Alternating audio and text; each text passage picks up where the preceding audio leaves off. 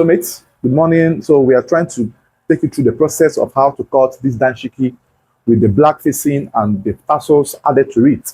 So if this video sounds interesting of what you want to wish to learn, how the cutting was made, kindly watch the very end and also observe or know that this outfit we have shoulder zip at the shoulder. So I'm going to take you through the whole processes of how these things were cut, were drafted, and you will get to see my cutting prowess and how everything will come out to this. So let's get to the cutting process proper.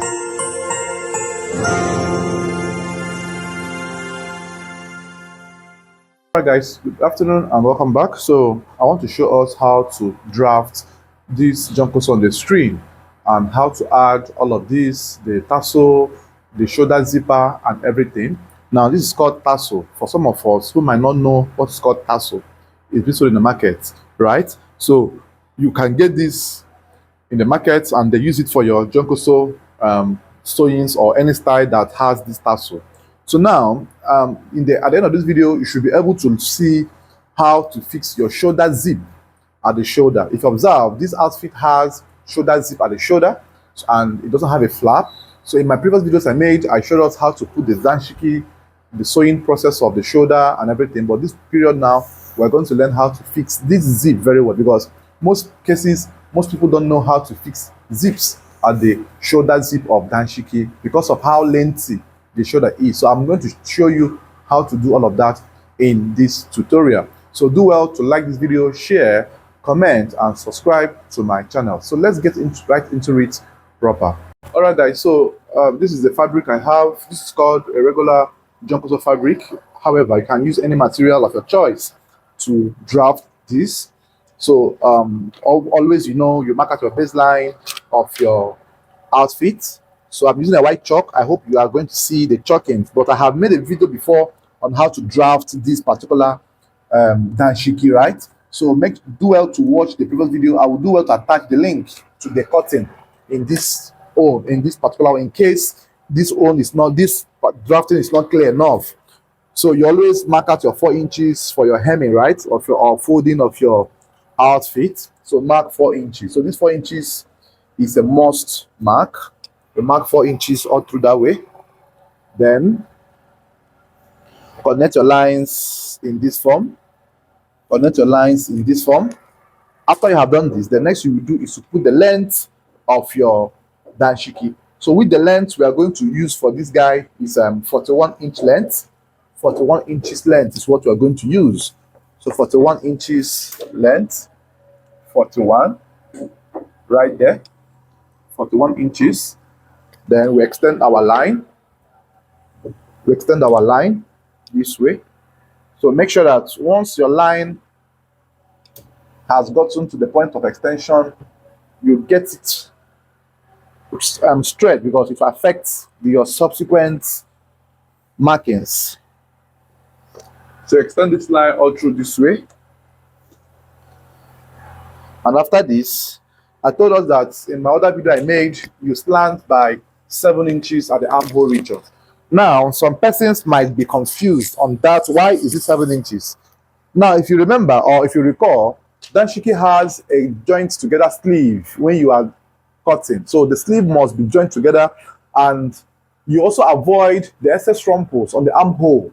And that's the only way you can avoid the rumples on the armhole, by dropping this area by 7 inches, which is the recommended inch you use. But before you drop it, you have to consider the person's shoulder. So the shoulder we have here is a shoulder of 21. That's 10.5 this way.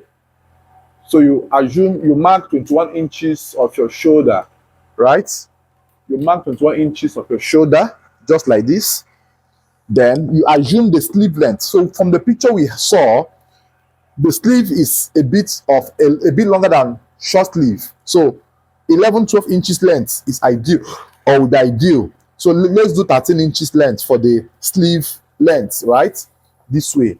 And then extra 2 inches for the folding or hemming of this sleeve. So this is what we have in total.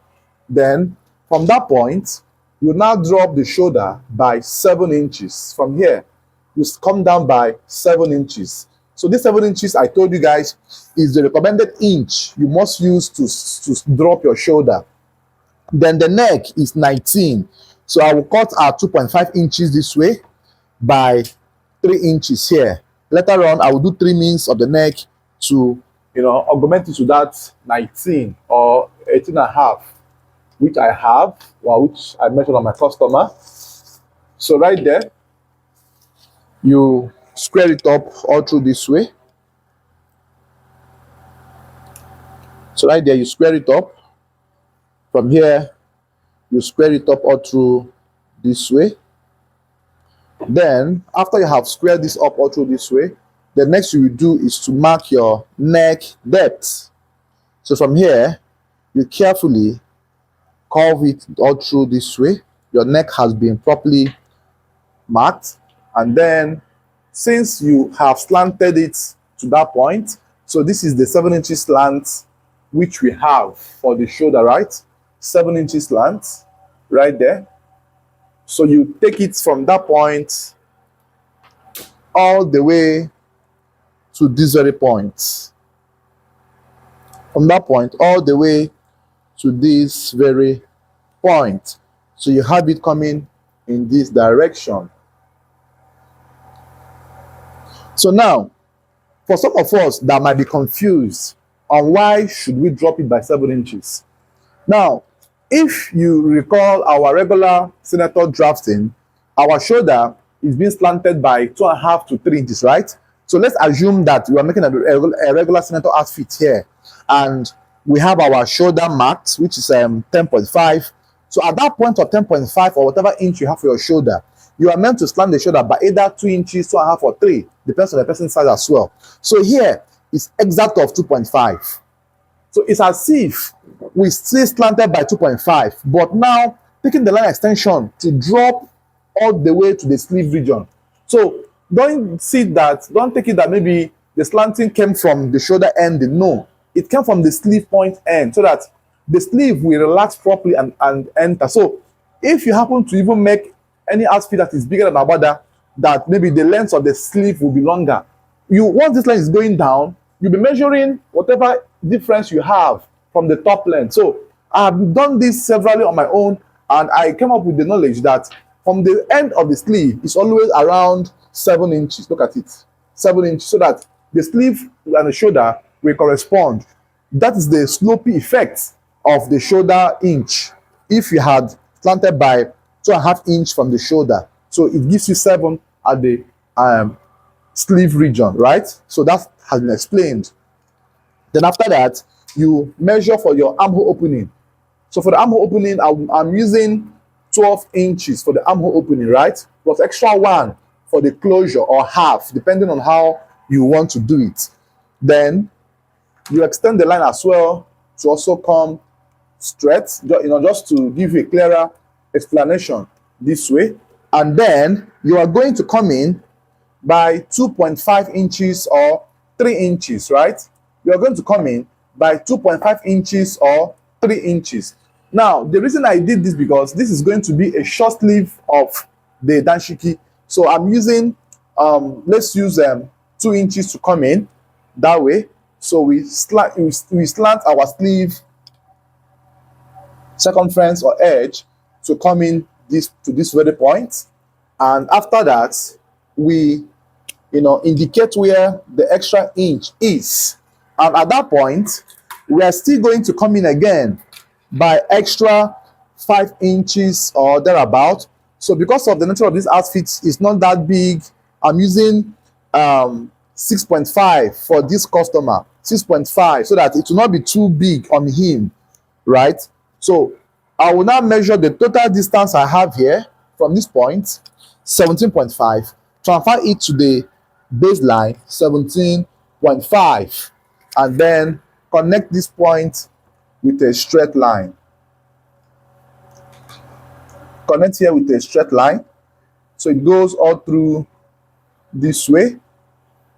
And after which we now use our armhole curve or hip curve, any of the curves you can lay your hands on, just like this, and make a connection that go all through this way, to the sleeve, and then it flushes right there to the bodies or to the bodies of the outfit. So here we have drafted out our front panel, and the next you do is to cut it out and then place to recut for the back. So stay tuned to the end of the video. I will still explain more as we proceed. So also make sure that in cutting this outfit, you first of all cut the length so that the fabric will not shift. Cut off the length where it will be more stable. So once the length has been cut out, now you can now start cutting the other components just this way.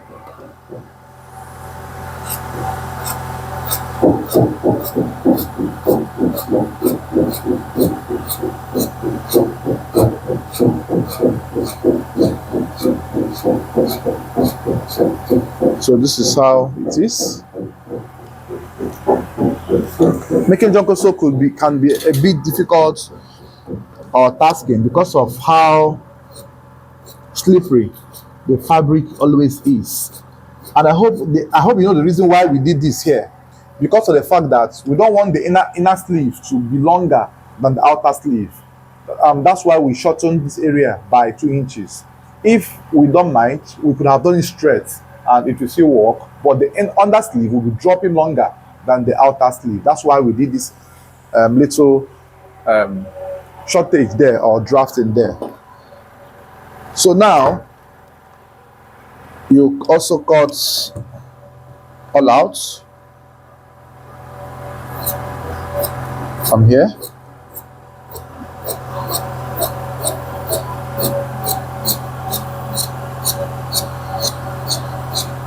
So here we have our front panel perfectly drafted out. So let's cut the back as well.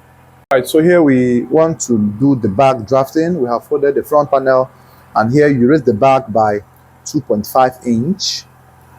You can do 3 if you want. You can do 2.5 if you still want. So we are using okay, let's do 3 because of the zipper allowance. So yes, since we are doing zip on the shoulder, we tend to sew more inch on the left part of the shoulder, right? So that we have enough allowance to do the zipper. So you do 3 inches raising, 3 inches here. You also do 3 inches here as well. So mark it 3 times or 2 or 3 times for easier connections. So once you have gotten to this point and these 3 inches that way, now you connect the lines all through from here. Connect the lines all through from here, this way. Connect the lines as well. Carefully connect the lines. Connect the lines. And then do your neck width by slanting the tape, the ruler this way. Do your neck width. You know, the neck should be a bit wider than the front panel. Then the neck depth remains 1.5 from here. While from here you mark 3 inches, right? So use your armhole curve or your neckline and do the connection.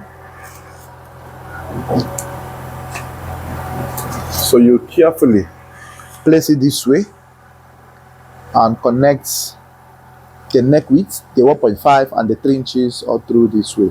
It goes all through in this form. So now in cutting this, give me scissors. In cutting this, what you need to do here is to make sure that you carefully cut out the neck, or rather cut the length first. Cut out this part first for easier handling, because the fabric left over can drag the material and it will spoil the arrangement of the fabric. So cut out this all through from here. After you have done that, you can now cut your neck width all through as well from here.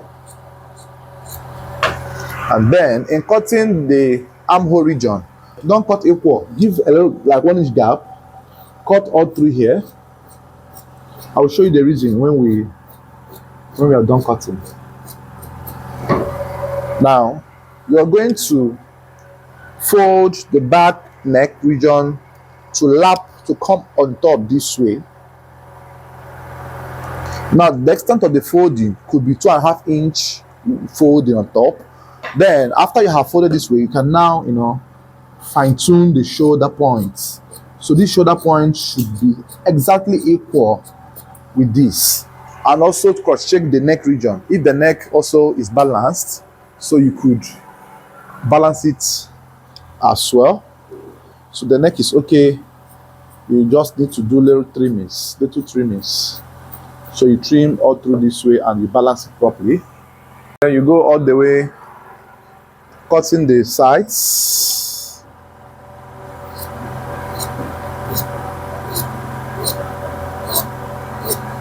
You go all the way, cutting the sides. Cutting the sides all through this way. So this is what we have for the front and the back panel. So I will also make the tutorial on how to do the black facing cutting, how to fix the tassel and everything. Then I will show you another clip on how to do our sewing tutorial. So now we want to do the facing cutting for the design on the front panel. So I have laid my black fabric underneath and I am folding all through to this very point, and then I am going all the way from here, all the way from here. I'm going all the way from here, all the way from here. Now remember or recall that this particular black is on the front piece, and the length is now you're making. You're the one to decide on the length it will be. So from the picture I saw, from the neck depth to that spot is around 17 inches. Then add extra 2 inches for folding, that is a 19. Now the length of this facing is solely your making. It's not, there's no standard measurement for it. You're the one to decide. And then the width now is also your making, but then you have to cut this in a way, that the front panel is slanted, it's not straight. So here is a bit wider and here is a bit smaller. So you bend it all through this way. So if I should measure what I have here in cutting, I am having 7 inches here from the end of the fabric, and from here I'm having 9.5. So with that I will do the folding and it will still shorten, right? So but the reason is that you should know the measurement that is ideal to cut out any of your measurements. So here you cut all through this way, and then this is the front piece of this. So let's place it on the fabric on the danshiki and see how it looks like, so that you will be having a clearer understanding of the whole processes we are undergoing, right? So this is the front panel now, and this is what we have right there. And then the tassel or the tassels will be added this way. So you make sure they are perfectly placed at intervals that will replicate what you have on the picture. So this will be how the tassel will be added. This is the tassel now, right?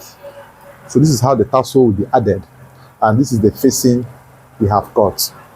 So you see the outfit is already coming out even without sewing, or even before sewing. So this is how you take your time to arrange your fabric, to process it in a way that you are achieving the same result. Make sure the color of the yellow you are having is a custard yellow, and the black is not going to drop or wash or bleed. Then buy the tassels, and then I will show you guys the sewing tutorial. Please make sure you like this video. If you know how watch this very end, please make sure you like this. Very important, like and share.